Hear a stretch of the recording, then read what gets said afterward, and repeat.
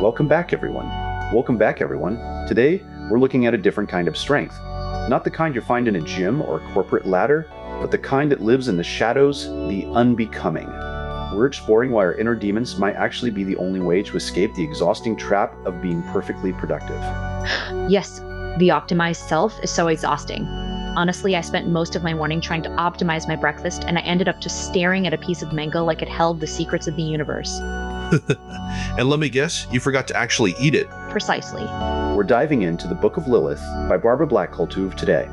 And we're starting with this wild, almost cinematic imagery of Solomon and the Queen of Sheba who, as the text suggests, might actually be Lilith in disguise. Wait, I love this legend. I was actually reading about the glass throne the other day.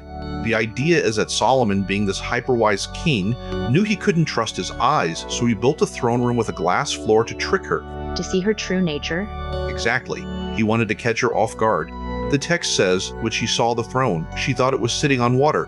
She actually lifted her garments to cross the water, and that's when she was revealed. And look how Koltuv phrases this. She says it revealed her hairy legs, showing her natural bestial origin. Okay, that is a lot. But wait, look at what Seth is doing with the phrasing there. Bestial origin. It's more than a random detail. Right? He's setting up this huge psychological claim.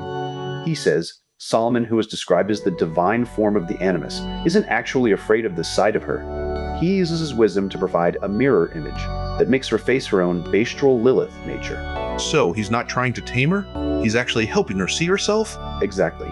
He's acting as the mirror, and Koltuv takes this out of the myth and puts it right into our bodies. She says this happens in the real world, when a woman surrenders to her monthly moon cycle, or even the waves of birth pains. That's so visceral. It's like she's saying that in moments of intense physical, instinctual experience like childbirth or even profound orgasm, you encounter this great goddess aspect. But there's a catch, right? There's a massive but coming. There is. She says if the woman is not emotionally related to her, she even more clearly experiences a shocked recognition of her bestial Lilith nature. Which is exactly what happens when we try to suppress it. If you aren't conscious of that power, it becomes, well, demonic. And that's where things get weird and scary. Weird is an understatement, Paco. Look at this next part. She starts talking about the marriage between Lilith and Samael, the devil. And the thing that connects them is this: blind dragon. The blind dragon? That sounds like something out of a fever dream. It gets darker. She says the dragon is castrated so that he cannot beget, because if he did, his offspring would annihilate the world.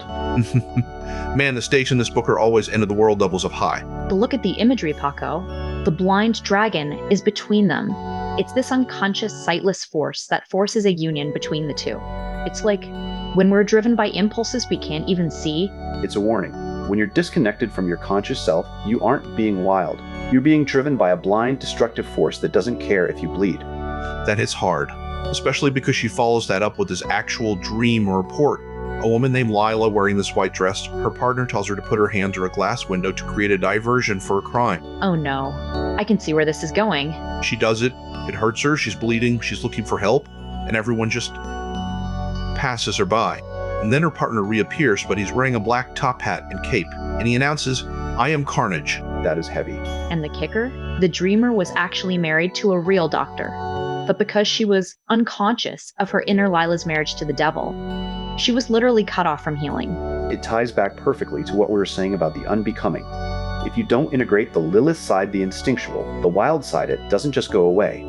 It turns into this power motive. It becomes carnage. It's like, instead of being in control of your fire, you're just being burned by it. And you're both missing the best part. Jane, you made it. I heard carnage in annihilating the world, and I figured I should drop by. Are we still pretending that the blind dragon is just a metaphor, or are we actually going to talk about the desert? We were just getting to the part where Lilith goes on a rampage. A rampage? She's the princess of screeching, Emily. Get it right. All right, Jane. We're ready. Let's get back into the desert. Okay, so Jane's here, the tension is high, and we're looking at the aftermath of this carnage dream. Let's pick up where the text gets, well, crowded. Crowded is one word for it. The author starts talking about Lilith's time in the desert, and it's like a whole multiplication effect is happening. Exactly. Look at how she describes it. She says during her sojourn in the desert, a spirit of seduction emerged from her. And then this is the part that really messes with the idea of a single unified identity. She starts populating the world with spirits and demons and Lilim. It's like she went into the desert for a solo retreat and came back with a whole entourage of chaos. An entourage that's actively trying to break things, Paco. Right, Jane. The text says she and Samuel begat these alien and evil cohorts that are destroyers of the world of above and below. And then it gets even more specific and weirdly bureaucratic. Wait, really? Like there's a census for demons?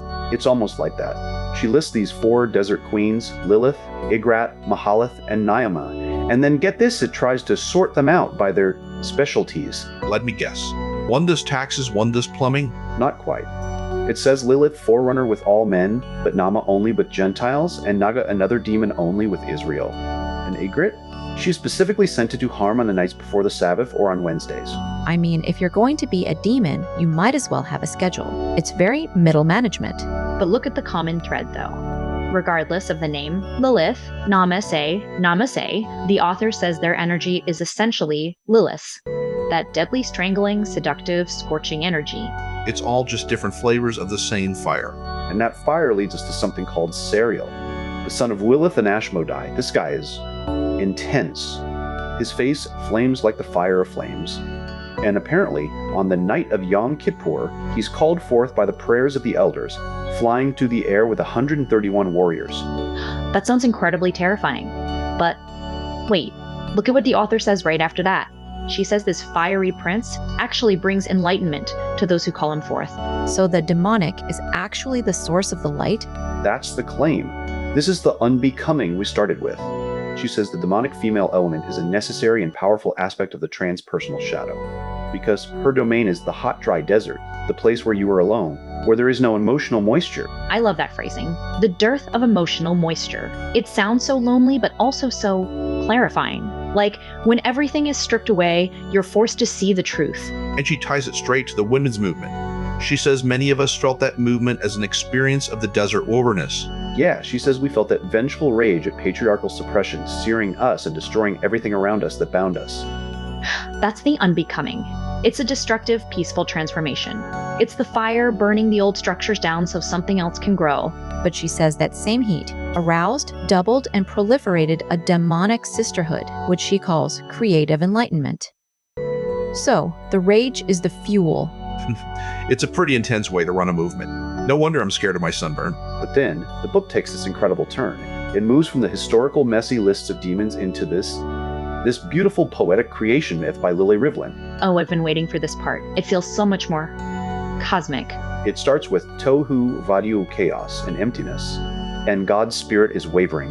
But in that atomic second, he encounters another, the pulse of the universe, a throbbing spirit. The throbbing spirit called it love. Look at how she describes the creation. It's a dance, not a command. God provides the order, the light, the structure, but the throbbing spirit provides the energy, the life. And it's all about the interplay, the throbbing and the pulsing and the swirling. It sounds so much more alive than the typical let there be light version. But here's the tragedy, the part that brings us back to Lilith. The text says God took the elements to make Adam an image of God, existing in order. But when it comes to Lilith, she says she took the elements and made an image, and she breathed life into Lilith. But, and this is the pivot, the wind had not passed through Adam. Because he lacked that connection to the wind, the throbbing spirit, he couldn't remember the birth of love. So Adam is stuck in the order. He has the structure, but he's lost the pulse. He's lost the very thing that makes the universe move. And that's why he needs the demon to come back and remind him?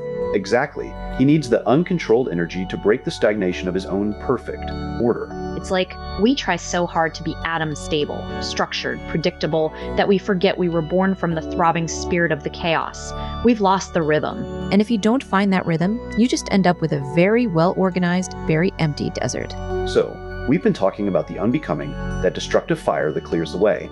But now, the text moved into a much more intimate and frankly much more unsettling territory. It looks at the aftermath of the blind dragon being neutralized. You mean the castration? Yeah.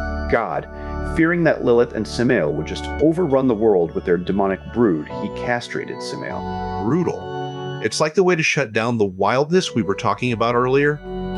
Just cut the source. Exactly. And he uses the same logic for the Leviathan in the Talmud. But look at what happens to Lilith. The text says that because she could no longer satisfy her desire with Samael or maybe, and this is the kicker maybe, she still dreamt of Adam. Of course she did. Because Adam is the sun disk, he's the perfection she can't have. So she has to haunt him. And it gets so weirdly domestic in a nightmare sort of way. Adam is trying to do penance. He's refraining from intercourse with Eve for 130 years. He's even wrapping his waist in thorny branches to stay disciplinedly alone. That is some hardcore asceticism right there. I can barely commit to a Monday morning workout, and this guy's wearing thorns to stay celibate. But while he's doing this holy work, Lilith is visiting him in his sleep. She's mounting him while he dreams. And the text says the plagues of mankind are the creatures born from this specific union. So the uncontrolled energy doesn't go away just because you put up some thorns. It just finds a way to leak out in the dark. It's exactly what we were saying about the unbecoming.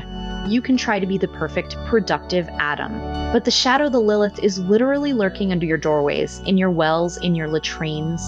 And look how Koltuv describes her work here. She frames it from the perspective of masculine psychology. She says she is both desirable and dangerous. I mean, look at the description. She's wearing all these ornaments, Egyptian cords, her hair is red like the rose, her cheeks are white and red. She's literally a walking trap. It's like a predator using camouflage. She uses the sweetness in the world to lure them in, and then look at the she, divests herself of all ornaments. Yeah, once the fool is lost, once he's gone astray from the path of truth, she drops the act. The pretty colors, the smooth words, she turns into this menacing figure. Clothed in flaming fire, with a sword dripping bitter drops, she kills the fool and casts him into Gehenna. Okay, so the seshing isn't just about sex, it's about the destruction of the self. The sweetness is just the bait to get you to abandon your own truth. That's the core of it. And it ties back to what Neumann said about the negative transformative aspect. She is the alluring and seductive figure of fatal enchantment. She is the nightmarish side of the feminine that appears when the moon is waning and the dogs of night are loosed. It's so visceral. But then the book shifts from this terrifying cosmic threat to this incredibly strange, almost erotic tale about a man named Benyai. Benny, the man who was as a carcass. Right. He's lying there in the dark, drenched in sweat, smelling like rot, stretching his hands into the darkness. And he feels something. A stiff, black shape, a female presence. And it's more than a stranger. She knows him. She says, Benyai, you summoned me when you were still a little boy. Wait, so he summoned a demon when he was a toddler? What was he doing? Playing with Ouija boards in the nursery? Probably just being a child with too much, unregulated imagination. She mocks him. She remembers him as this boy with calf-like eyes who wept because he couldn't marry yet. And then the tone shifts. She starts undressing. And the imagery is so surreal. Her body is sparkling in the yellow darkness like the scales of a serpent. And Benyai is losing it. He's screaming, "Get out! Go away, you monster!" He's throwing pillows and rags at her. He's literally trying to physically beat away the archetype. But look at the end of the passage. This is the part that always trips me up. He's fighting her, he's terrified, he's calling her a whore, and then she just tickles his armpit. What? She just tickles him? After all that cosmic terror? She gently tickled his armpit, and the text says the pleasure ran through his entire body. He stops groaning. He starts tittering like an empty goat. Because the line between terror and ecstasy is non-existent when you're dealing with the primordial. You can't fight the instinct once it's touched you. You either die or you start laughing. It's unbecoming. You start by trying to throw pillows at your demons, and you end up tittering in the dark, completely undone by the thing you were trying to banish. And that, I think, is the most honest way to end this chapter. The shadow doesn't care about your boundaries. It just waits for you to be a little bit vulnerable, a little bit unconscious, and then it finds the part of you that still knows how to feel. I think I need to step away from this particular image before my brain melts. Agreed. Let's grab some water and reset.